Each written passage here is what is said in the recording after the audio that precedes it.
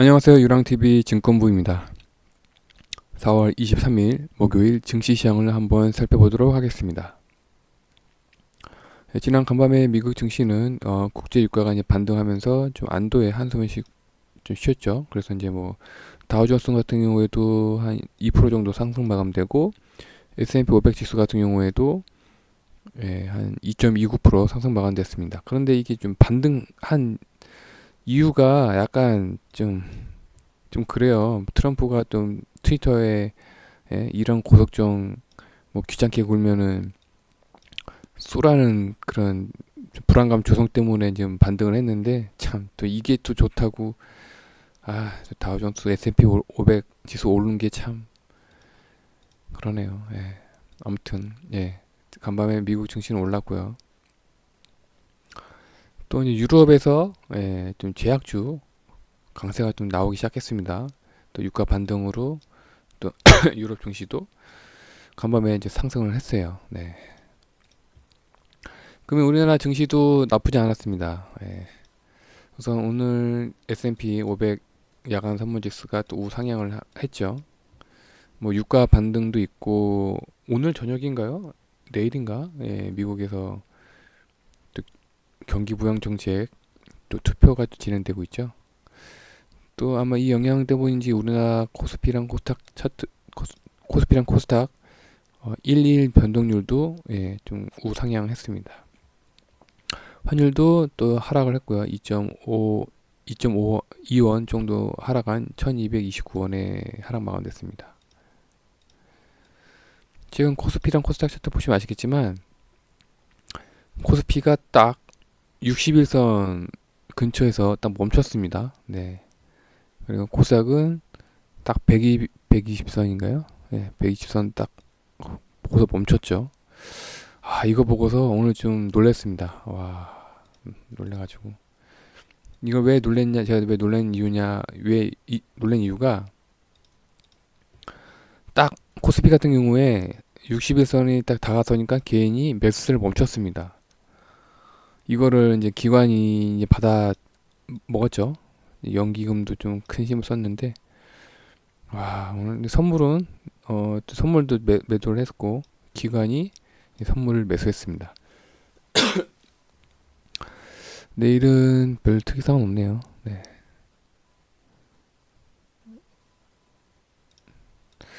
그리고 오늘 추천 종목을 봤는데 우선 관심 종목이 하나 또 생겼습니다. CJ 대한통운이죠. 우선 뭐 첫 번째로 바닥에서 그다지 많이 올라가지 않았습니다. 이때가 3월 24일 정도일 거예요. 대략 한 11만 5천 원 정도 되겠네요. 11만 5천 원 종가에서 14만 원까지면 대략 한 3만 3천 원 올랐으니까 한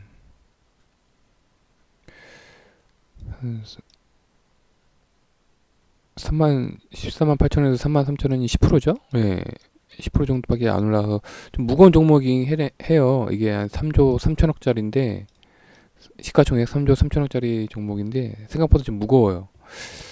그런데 이제 아무래도 때가 때이니만큼 이제 언택트가 당분간 지속될 거라고 지금 예상이 되고 있거든요. 아직까지 외국인도 이때부터 이제 들어왔어요. 보시면 외국인도 이때부터 들어와가지고 외국인 들어온 지 얼마 안 돼요. 얼마 안 되고 그렇게 많이 오르지도 않았고 그리고 또 영업이익도 뭐 상당히 나쁘지도 않고 뭐 안전해요. 영업이익도 안전하고 근데 문제는 앞으로 이제 성장성이 있냐 그걸 이제 살펴봤는데 우선 생각보다 해외에 좀 법인이 많더라고요. 뭐 중국에 2개 회사가 있고 말레는 어딘 말레이시아인가? 아무튼 뭐 인도, 아랍에미리트, 베트남, 미국에 이렇게 있어요. 해외 법인이. 그래서 우선 해외 법인도 땅 빵빵에 있어서 이제 해외에서 꾸준하게 점유율만 높이면 이제 성장성이 좀 있다고 생각이 되는데 근데 생각보다 매출 비중이 그렇게 높지 않더라고요. 이게 이제 CJ 대한통운의 이제 매출 비중인데 국내가 한 전체 매출 비중의 64%가 국내에서 나오고 이제 아시아면은 이제 동남아랑 중국이죠. 그다음에 미국이 9%, 그다음에 유럽이 1%. 예. 그래서 이렇게 아직까지 많지가 않아요. 그러니까는 많지가 않다는 거는 어떻게 보면은 성장 가능성이 있다는 것도 좋게 보면 성장 가능성이 있고 나쁘게 보면은 안 좋게 보면은 아직까지는 북미나 유럽에서 점유율이 높지가 않다. 그래서 아직까지 불안하다. 뭐 그게 두 가지 면이 있는데 그리고 지분율을 보면은 또 특이한 게 2018년도에는 외국인의 보유 비중이 한 16.8%였는데 작년 2019년도에는 외국인의 보유 비중이 19.6%였어요. 대략 한 3% 정도 보유 비중이 늘어났습니다. 이 CJ 대한통운의 또 주주전황 보면은 국민연금이 한 7.6% 보유 비중이 갖고 있고요. 그다음에 이제 CJ 제일제당이 40%를 갖고 있더라고요. 뭐 대주주인지 모르겠는데 아무튼 또 외국인 보유 비중이 좀 늘어나고 있어요. 그래서 현재 이 컨택트 사회에 일시적인 현상일 수도 있고 아니면 앞으로 1년 동안 올해 말까지도 코로나19가 잠잠히 없어지지 않으면 계속 이 언택트 문화 좀 비대면 문화죠. 배송 문화죠. 한마디로. 그래서 이게 상황에 따라서 이제 여러 가지 방면으로 판단할 수 있는데 우선 확인해야 할 부분이 있어요. 그러니까 북미나 유럽 쪽에 현재 진출해 있는데 과연 이 현지 분들이 이 CJ 대한통운이랑 타 회사랑 과연 경쟁력이 있는지 발전 가능성이 있는지 어느 정도 유통망을 갖고 있는지 이 유통망이 상당히 중요하잖아요. 이 유통망 그 메인 이제 그 유통회사를 끼고 있는지 이게 가장 중요하죠. 네.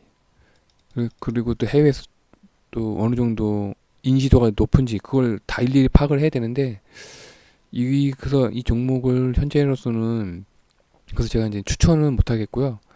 이제 해외 쪽 유럽이나 북미 쪽에서 발전 가능성이 있다는 거를 이제 현지 상황에 잘 아시는 분들한테 조언을 들어서 뭐 이제 판단을 해야 될 부분이라고 생각이 되네요. 그래서 우선 관심은 있다. 예, 저로서는 좀 관심 있는 종목으로 갖고 왔고요. 그다음에 오늘 추천 종목은 CJ ENM입니다. 우선 CJ ENM의 이제 차트인데요. 우선 최근 바닥 대비 한 3만 원 정도 올라서 대략 한 11만 2천 원에서 3만 원이면 한 10%인가? 아니죠. 30%인가? 네, 30% 정도 오른 것 같네요. 그래서 우선 그래서 다른 거에 비해서 많이 안 오른 것 같다는 생각이 들고 올랐나? 아무튼 제가 보기에는 많이 안 오른 것 같아요. 원래 적정 아마 주식은 이 정도 되는데 아직까지 많이 안 오른 거라고 좀 판단되고 있고 그리고 최근 들어서 이제 외국인이랑 기관이 좀 신경을 안 쓰다가 뒤늦게 이제 외국인이 들어오는 걸 좀 파악이 됐는데 먼저 저가에 먼저 매수한 사람이 아무래도 이제 좀 우선권이 있죠. 주식이라는 게. 그래서 CJENM을 오늘 추천하게 됐습니다.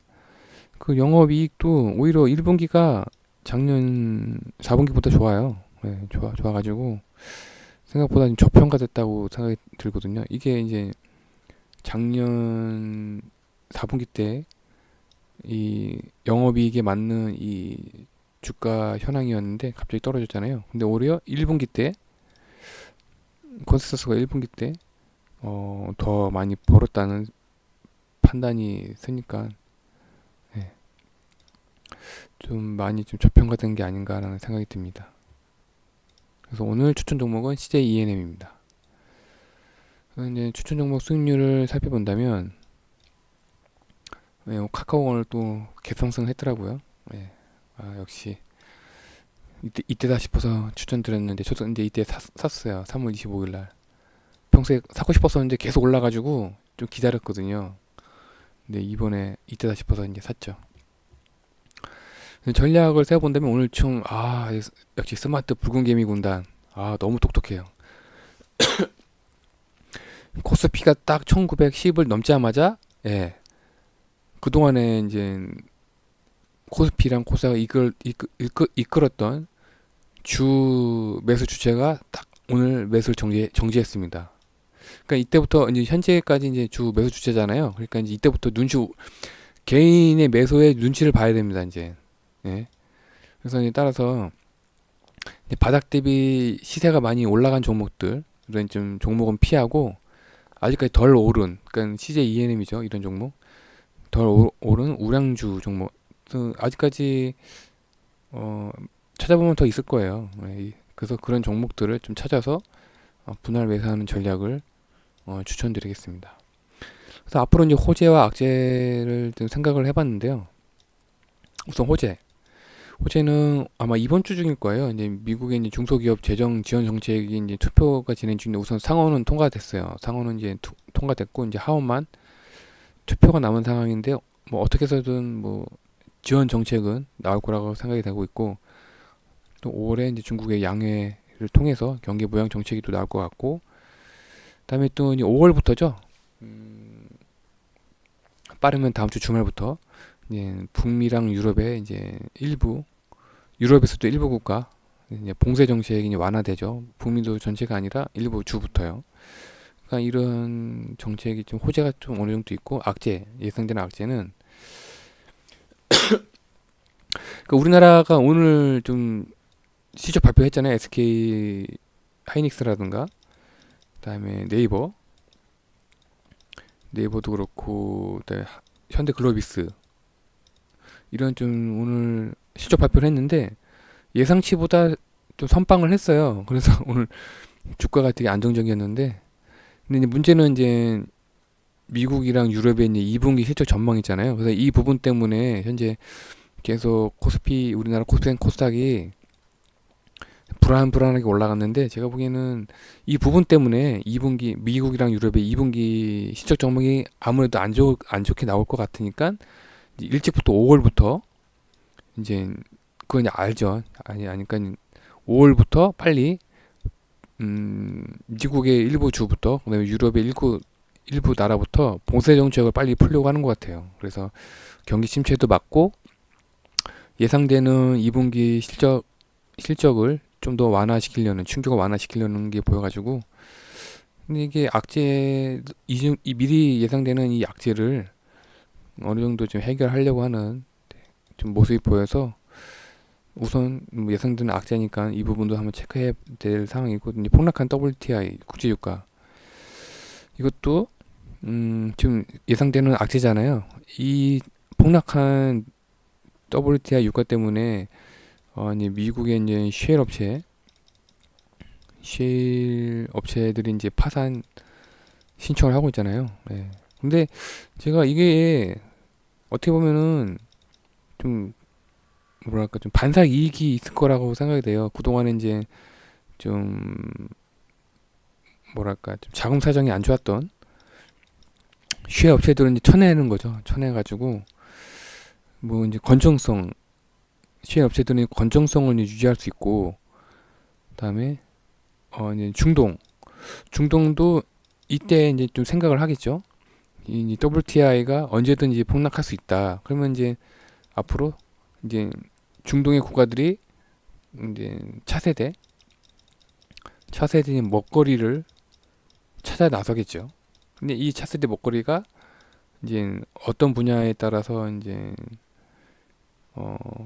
방향성이 정해지겠지만 아무튼 이 폭락한 WTI가 이제 중동에도 좀 악영향을 미칠 수 있기 때문에 이 중동에서 어떤 일들이 벌어지고 있는지도 우리가 항상 좀 확인해 봐야 될 것 같습니다. 근데 이 폭락한 WTI도 위에 이제 봉쇄 정책이 풀리는 것과 그다음에 이제 중국의 이제 빠른 경기 회복에 회복에 좀 차츰 회복되지 않을까 예, 생각이 들어서 아무튼 이 폭락한 WTI가 어떤 악영향을 미칠지도 수시로 체크를 해봐야 될 거라고 생각이 됩니다. 예, 오늘은 여러 가지로 이제 살펴보고 전략도 짜보고 종목도 찾아보고 예, 그런 영상이었습니다. 오늘 또 막판에 이제 오늘 좀 약간 불안하기 시작했어요. 오늘 좀 그동안에 개인이 든든한 개인 붉은 개미 군단이 매수를 해줬는데 딱 너무 놀랐습니다. 이거 진짜 딱 어떻게 60일선에 딱 오자마자 매수를 딱 끊었는지 참 좀 놀랐고 이제부터 이제 긴장을 해야 되겠죠. 예. 그동안에 이제 이 코스피랑 코스닥을 이끌었던 상승을 이끌었던 주 매수 주체가 이제 더 이상 매수를 안 한다는 거는 이제부터 긴장을 해야 된다는 얘기죠. 네. 예, 오늘 하루도 고생 많으셨고요. 내일 다시 뵙겠습니다. 감사합니다.